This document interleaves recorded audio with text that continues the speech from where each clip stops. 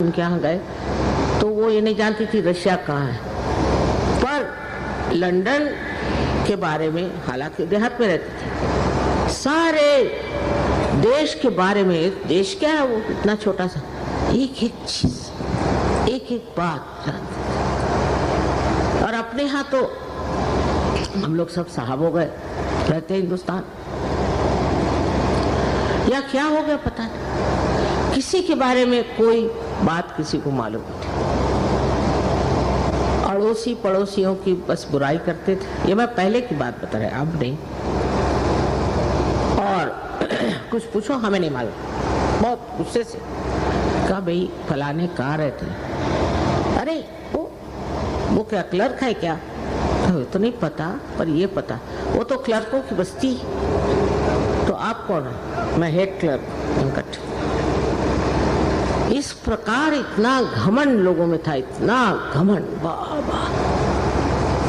और जहां तहां देखो छोटी छोटी बातों में सबको बड़ा अपने बारे में ये कि मैं ये हूं, मैं फलाना हूं, मैं ठिकाना हूं। वही हाल पुराने दिल्ली में, वही हाल नई दिल्ली में। और किस बात का घमंड था सो मुझे मालूम नहीं, लेकिन एक तरह का ऐसा वातावरण था, संभ्रांत जिसे कहते, इल्यूजन, संभ्रांत। सबको कोई न कोई इल्यूजन में बैठा हुआ था कि मैं ये हूँ, मैं वो हूँ, वैसा हूँ।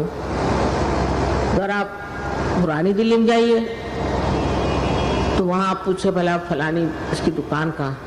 क्यों साहब हमारी दुकान क्या बुरी, यहाँ बैठिए आप। अरे भाई आप ऐसी बात करें तो कौन बैठेगा आपकी दुकान में?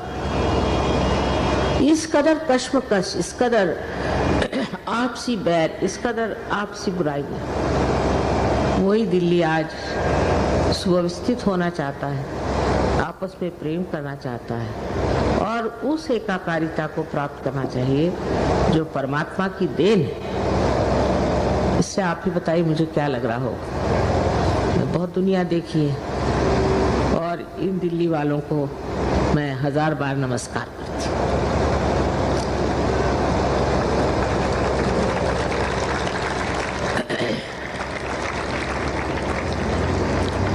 अब आप लोग अपनी जिम्मेदारियां भी समझ लें। आप ऐसे शहर में रहते हैं कि जिससे अपने भारतवर्ष की शौहरत सारे दुनिया में जानी जाती है। दिल्ली में जो कुछ भी होता है वो सारे